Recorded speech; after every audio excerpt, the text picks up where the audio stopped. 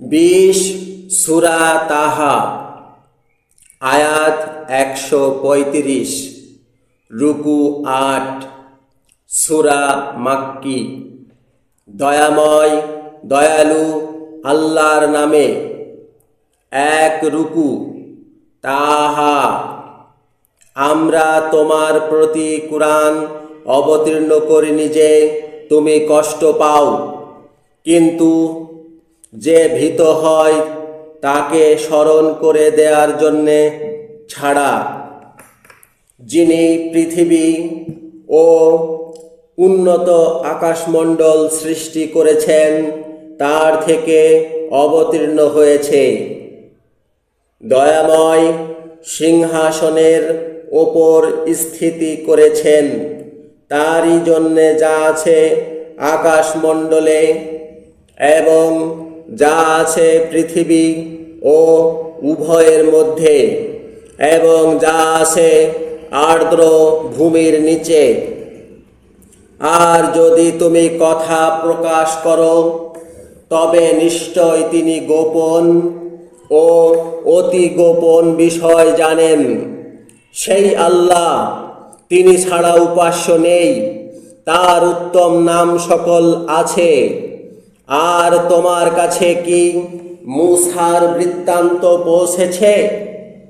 যখন সে আগুন দেখল তখন নিজ পরিবারকে বলল, তোমরা বিলম্ব করো, আমি তো আগুন দেখেছি, হয়তো তা থেকে তোমাদের কাছে আগুনের টুকরো আনব, অথবা আগুনের কাছে কোনো পথ পাব।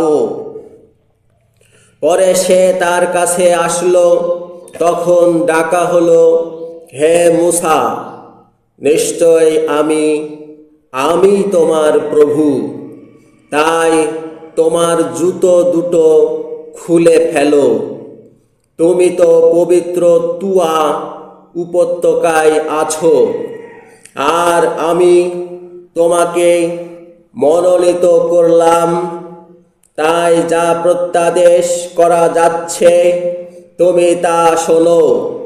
নিশ্চয় আমি আল্লাহ, আমি ছাড়া উপাস্য নেই, তাই আমার দাসত্ব করো ও আমাকে স্মরণ করার জন্যে প্রার্থনাকে প্রতিষ্ঠিত রাখো।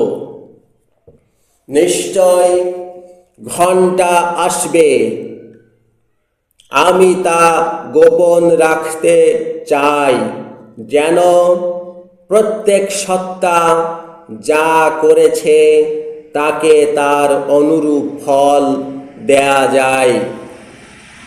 পরে তাতে যে অবিশ্বাসী হয়েছে ও স্বীয় কামনার অনুসরণ করেছে, সে যেন তা থেকে তোমাকে নিবৃত্ত না করে, তাহলে তুমি বিনাশ পাবে। আর হে মূসা, তোমার ডান হাতে ওটা কি? সে বলল, এটি আমার লাঠি, আমি ওর ওপর ভর করি, আর এটি দিয়ে আমার পশুপালের প্রতি গাছের পাতা নিক্ষেপ করি, এবং এতে আমার অন্য কাজও আছে। তিনি বললেন, হে মূসা, তা নিক্ষেপ করো। পরে সে তা ফেলে দিল। পরে হঠাৎ তা ধাবমান অজগর হলো। তিনি বললেন, ওটা গ্রহণ করো ও ভয় করবে না, অবিলম্বে আমরা ওকে পূর্ব প্রকৃতিতে পরিবর্তিত করব। আর তুমি তোমার হাত তোমার বগলের তলে লাগাও, তা নির্দোষ সাদা অন্য নিদর্শন রূপে বেরোবে। তবে আমরা তোমাকে আমাদের মহা নিদর্শনাবলী থেকে দেখাবো। তুমি ফিরাউনের কাছে চলে যাও, সে তো সীমা লঙ্ঘন করেছে।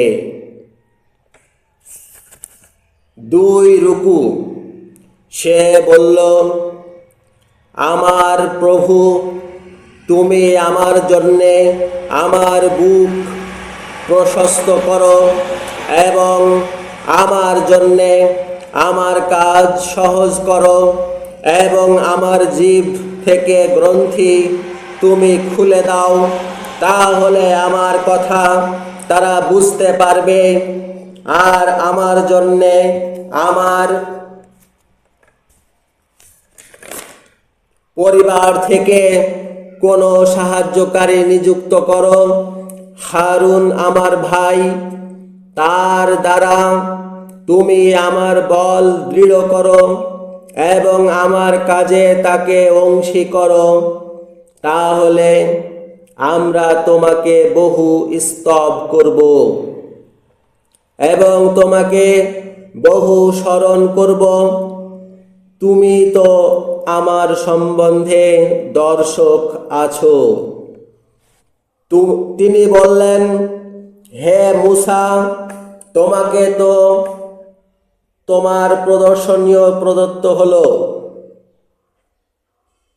এবং আমরা তো তোমার প্রতি দ্বিতীয়বার উপকার করলাম, যখন তোমার মাকে যে প্রত্যাদেশ করা হয় আমরা প্রত্যাদেশ করেছিলাম, যথা তাকে তুমি সিন্ধুকে নিক্ষেপ করো, পরে নদীতে তার বিসর্জন করো।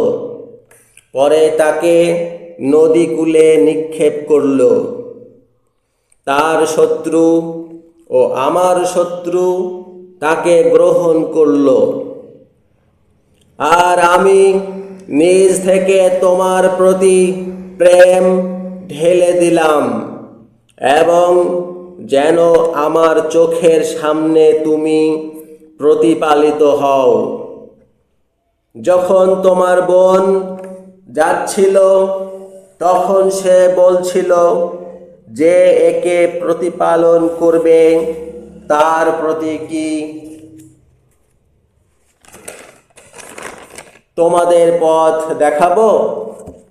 পরে আমরা তোমাকে তোমার মায়ের কাছে ফিরিয়ে আনলাম, যেন তার চোখ শান্ত হয় ও সে শোকার্ত না থাকে।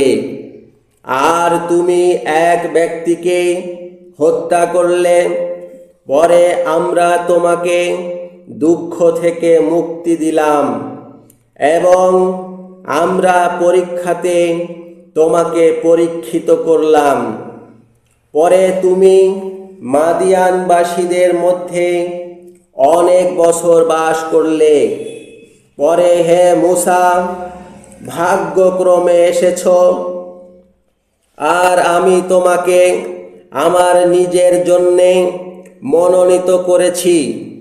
আমার নিদর্শনগুলো নিয়ে তুমি ও তোমার ভাই যাও এবং আমাকে স্মরণে তোমরা অলসতা করবে না।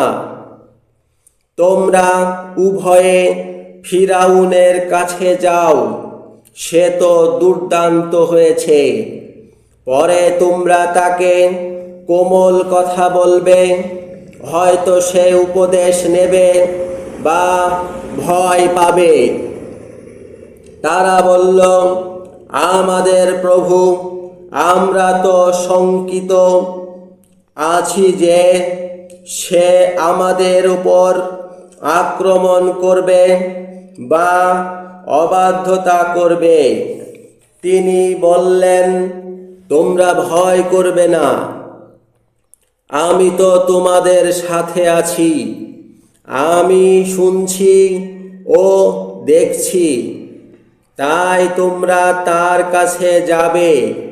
পরে বলো, আমরা তো তোমার প্রভুর প্রেরিত, তাই আমাদের সাথে ইসরায়েলের সন্তানদের পাঠাও এবং তাদের কষ্ট দেবে না। আমরা তো তোমার প্রভুর নিদর্শনগুলো নিয়ে এসেছি, আর যে উপদেশের অনুসরণ করে তার প্রতি শান্তি।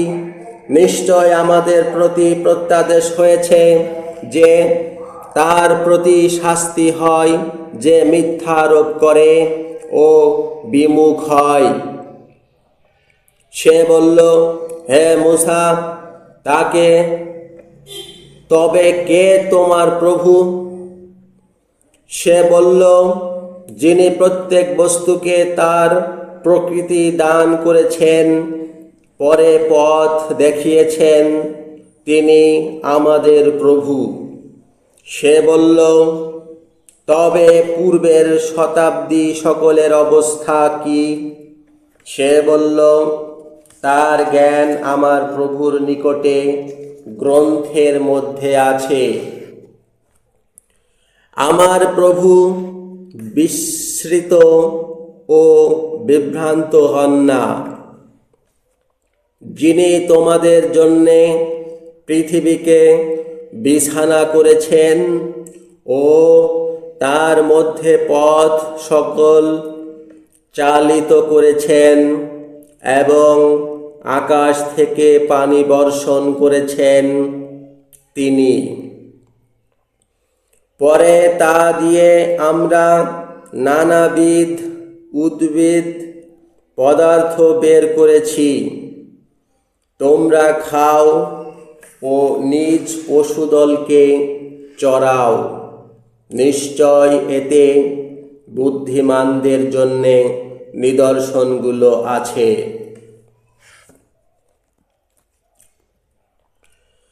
3 রুকু। আমরা তা থেকে তোমাদের সৃষ্টি করেছি ও তার মধ্যে তোমাদের ফিরিয়ে নেব ও তা থেকে আবার তোমাদের বের করব। আর সত্যই আমরা তাকে আমাদের সকল নিদর্শন দেখিয়েছি। পরে সে মিথ্যারোপ ও অগ্রাহ্য করেছে। যে বলেছিল,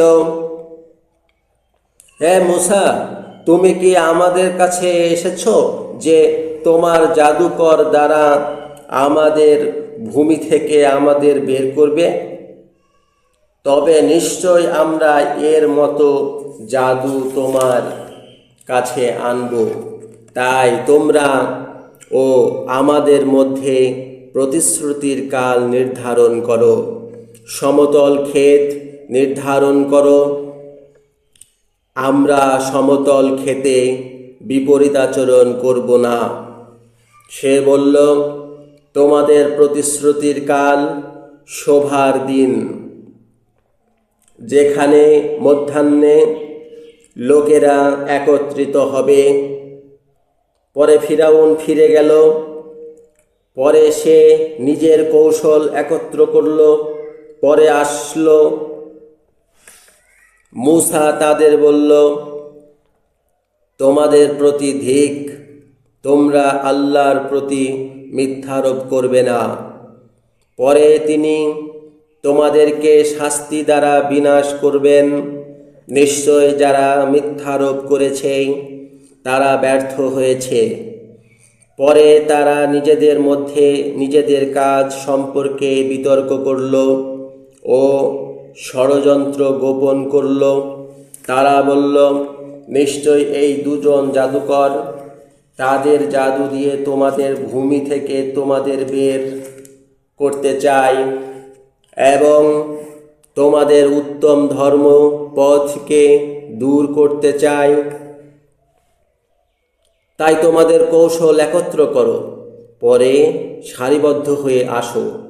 আর নিশ্চয় আজ যে প্রবল হলো সেই মুক্ত হলো। তারা বলল, হে মূসা, এ কি হবে যে তুমি নিক্ষেপ করবে, অথবা এই যে প্রথম নিক্ষেপ করবে সে আমরা হব? সে বলল, বরং তোমরা নিক্ষেপ করো। পরে হঠাৎ তাদের রশি ও লাঠিগুলো তাদের জাদু তার দিকে লক্ষ্য করছিল, যেন সেগুলো দৌড়চ্ছিল। পরে মূসা নিজ অন্তরে ভয় পেল আমরা বললাম, তুমি ভয় করবে না, তুমি তো প্রবলতর, আর তোমার ডান হাতে যা আছে তা নিক্ষেপ করো। তারা যা প্রস্তুত করেছে তা গ্রাস করবে। নিশ্চয়ই তারা যা নির্মাণ করেছে তা জাদুকরের কৌশল, আর জাদুকররা যেখানে যাবে সেখানে মুক্তি পাবে না। পরে জাদুকররা সিজদায় লুটিয়ে পড়ল। তারা বলল, আমরা মূসা ও হারুনের প্রভুকে বিশ্বাস করলাম। সে বলল, তোমাদেরকে আমি আদেশ করার পূর্বে তোমরা কি তাকে বিশ্বাস করলে? সে তো তোমাদের প্রধান, সে তোমাদের জাদু শিখিয়েছে। তাই অবশ্য আমি তোমাদের হাত ও পা উল্টো করে কাটব এবং খেজুর গাছের কাণ্ডে তোমাদের শুলে চড়াব। আর অবশ্য জানবে যে আমাদের মধ্যে কে শাস্তি দানে সুকঠিন ও চিরস্থায়ী। তারা বলল, স্পষ্ট প্রমাণগুলোর যা আমাদের কাছে এসেছে তার উপর ও যিনি আমাদেরকে সৃষ্টি করেছেন তার উপর কখনো তোমাকে আমরা শ্রেষ্ঠতা দেব না। তবে তুমি যার আজ্ঞাকর্তা সেই আজ্ঞা করো। তুমি এই পার্থিব জীবনের আজ্ঞা করবে মাত্র। আমরা তো আমাদের প্রভুকে বিশ্বাস করেছি, তাতে তিনি আমাদের জন্যে আমাদের অপরাধ ও তুমি যে জাদু করতে তাদের প্রতি বল করেছ তা ক্ষমা করবেন। আর আল্লাহ শ্রেষ্ঠ ও চিরস্থায়ী। নিশ্চয় যে নিজ প্রভুর কাছে অপরাধী রূপে আসে, পরে একান্তই তার জন্যে তবে জাহান্নাম আছে।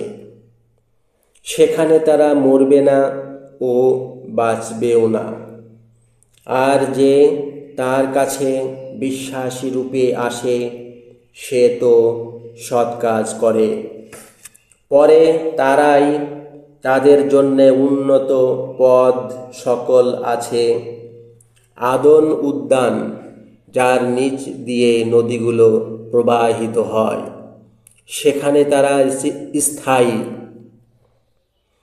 যে পবিত্র হয়েছে তার ওই পুরস্কার। 4 রুকু। আর আমরা মূসাকে প্রত্যাদেশ করেছি যে আমার দাসদের নিয়ে রাতে প্রস্থান করো, পরে তাদের জন্যে সাগরে শুকনো পথে চলতে থাকো। ধরার জন্যে ভয় করবে না ও শঙ্কা করবে না। পরে ফিরাউন তার সৈন্যদল নিয়ে তাদের অনুসরণ করল। পরে সাগর তাদেরকে আচ্ছাদন করল যা তাদের ঢেকেছিল, আর ফিরাউন তার জাতিকে বিভ্রান্ত করল ও পথ দেখালো না। হে ইসরায়েলের সন্তানরা, নিশ্চয় তোমাদের শত্রু থেকে আমরা তোমাদেরকে উদ্ধার করেছি, আর তুর পাহাড়ের ডান দিকে তোমাদের সাথে প্রতিশ্রুতি করেছি, এবং তোমাদের প্রতি মান্না ও ভারুই পাখি অবতীর্ণ করেছি। আমরা তোমাদের যে জীবিকা দিয়েছি তা থেকে বিশুদ্ধগুলো খাও ও এতে সীমালঙ্ঘন করবে না, তাতে তোমাদের উপর আমার ক্রোধ অবতীর্ণ হবে। আর যার প্রতি আমার ক্রোধ অবতীর্ণ হবে পরে সে নিশ্চয় নিপাত হবে।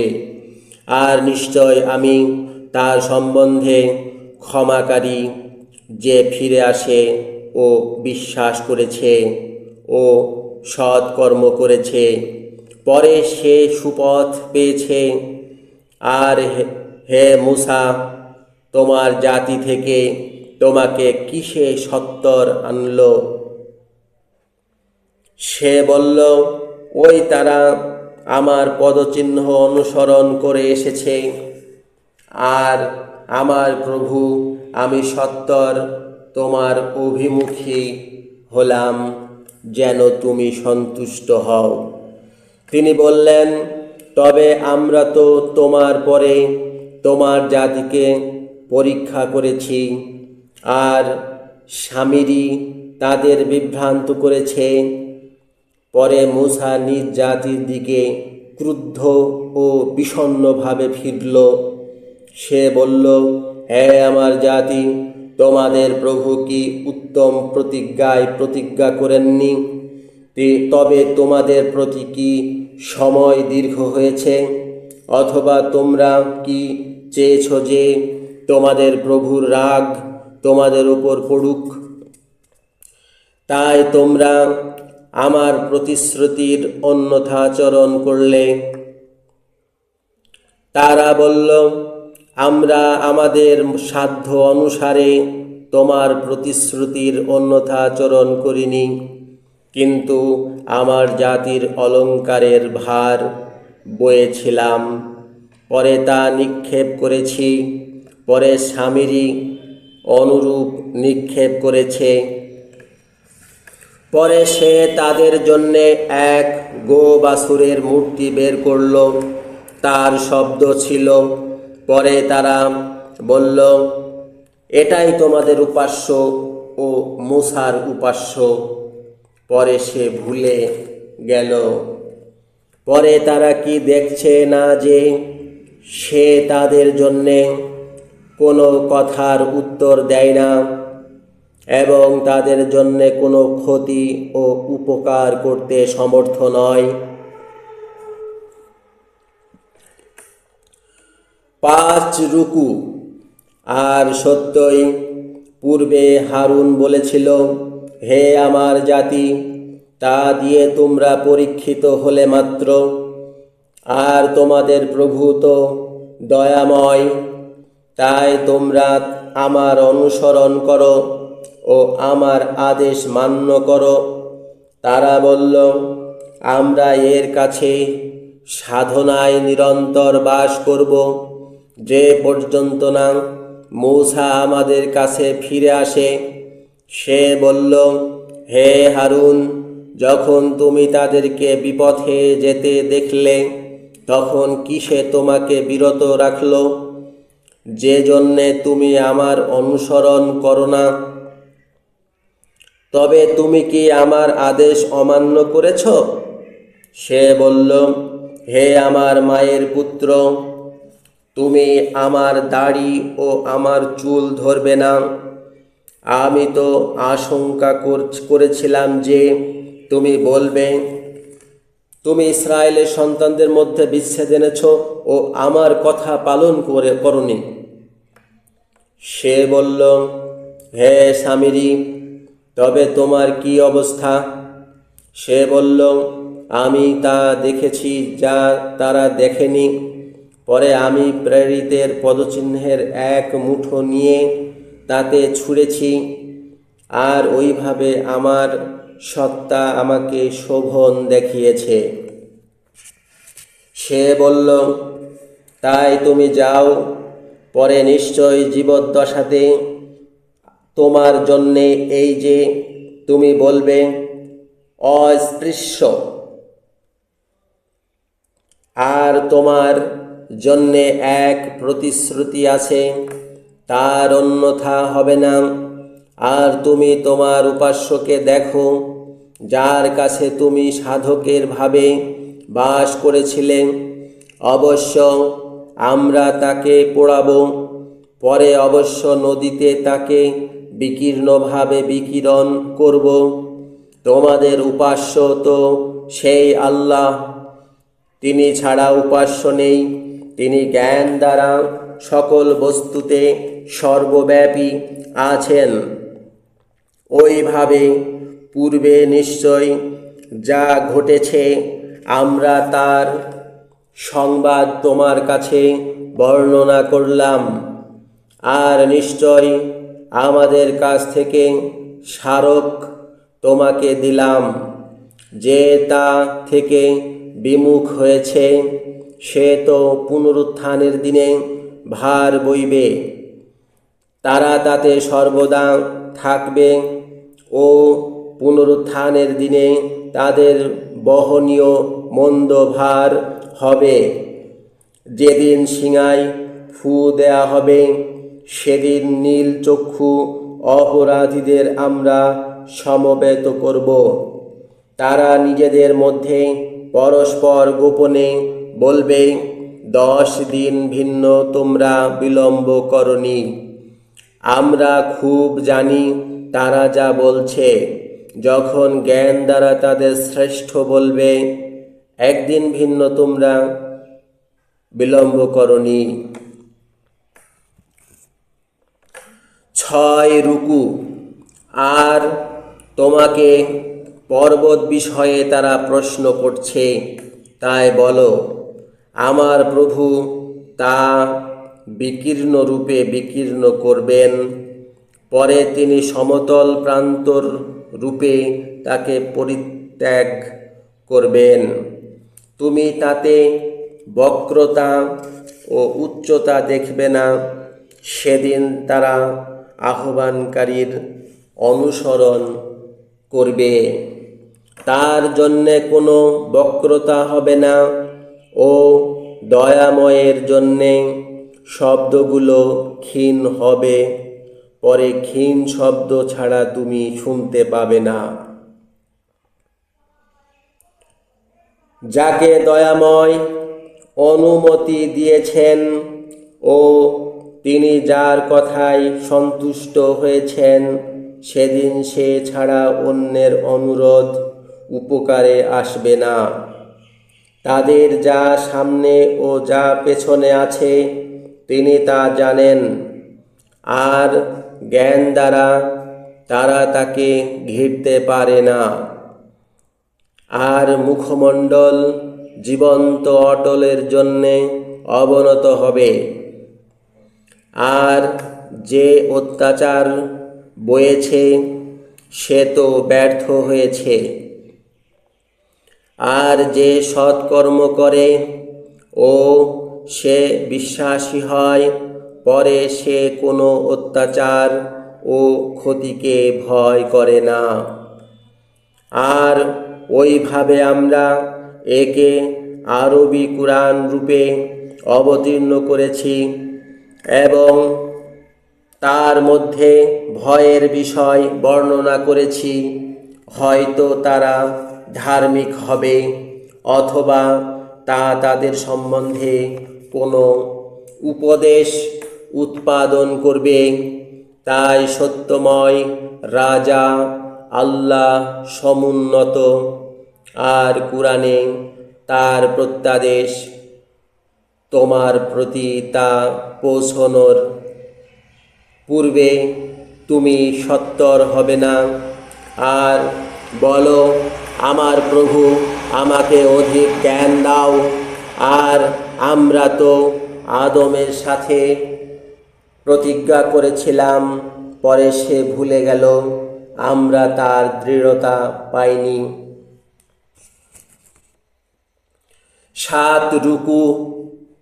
আর যখন আমরা দূতদের বললাম, তোমরা আদমের জন্যে সিজদা করো, তখন ইবলিস ছাড়া তারা সিজদা করল, সে অগ্রাহ্য করল। পরে আমরা বললাম, হে আদম, এ তো তোমার ও তোমার স্ত্রীর শত্রু, তাই এ তোমাদেরকে যেন সে উদ্যান থেকে বের না করে, তাতে তুমি দুর্দশাপন্ন হবে। নিশ্চয় তোমার জন্যে এই যে সেখানে তুমি ক্ষুধিত ও বিবস্ত্র থাকবে না, আর নিশ্চয় তুমি সেখানে তৃষ্ণার্ত ও রৌদ্রে দগ্ধ হবে না। পরে শয়তান তাকে কুমন্ত্রণা দিল, হে আদম, তোমাকে কি জীবন বৃক্ষের দিকে ও চির নতুন রাজত্বের দিকে পথ দেখাবো? পরে তারা তা থেকে খেল। পরে তাদের জন্যে তাদের লজ্জাস্থান প্রকাশ পেল। আর তারা উদ্যানের গাছের পাতায় নিজেদের আবৃত করতে লাগল ও আদম তার প্রভুর অবাধ্য হল, পরে বিভ্রান্ত হল। পরে তার প্রভু তাকে গ্রহণ করলেন। পরে তিনি তার দিকে ফিরলেন ও পথ দেখালেন। তিনি বললেন, তোমরা উভয়ে এখান থেকে নেমে যাও, তোমরা একে অন্যের শত্রু। পরে যদি আমার থেকে তোমাদের প্রতি উপদেশ আসে, তখন যে আমার উপদেশের অনুসরণ করবে, পরে সে বিভ্রান্ত হবে না ও দুর্গতি ভোগ করবে না। আর যে আমার স্মরণে বিমুখ হয়েছে, তবে তার জন্যে তো জীবিকা সংকোচ হয়। আর আমরা পুনরুত্থানের দিনে তাকে অন্ধ করে উঠাবো। সে বলল, আমার প্রভু, কেন আমাকে অন্ধ করে উঠালে? আমি তো দর্শক ছিলাম। তিনি বললেন, ওইভাবে আমাদের নিদর্শনগুলো তোমার কাছে এসেছে, পরে তুমি তা ভুলে গেছ ও ওইভাবে তুমি আজ ভ্রান্ত হলে। আর ওইভাবে আমরা তাদের প্রতিফল দিই যে সীমালঙ্ঘন করেছে ও নিজ প্রভুর নিদর্শনগুলোকে বিশ্বাস করেনি। আর পরকালের শাস্তি অত্যন্ত কঠিন ও স্থায়ী। তবে তাদেরকে কি পথ দেখাইনি যে আমরা তাদের পূর্বে তারা যাদের দেশে বিচরণ করছে সেই গোষ্ঠীকে কত ধ্বংস করেছি? নিশ্চয় তাতে জ্ঞানীদের জন্যে নিদর্শনগুলো আছে।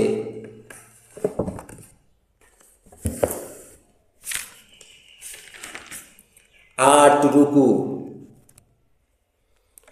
আর যদি তোমার প্রভু থেকে এক বাক্য পূর্বে প্রচার না হতো, তবে অবশ্য সমুচিত ও কাল নির্ধারিত হতো। তাই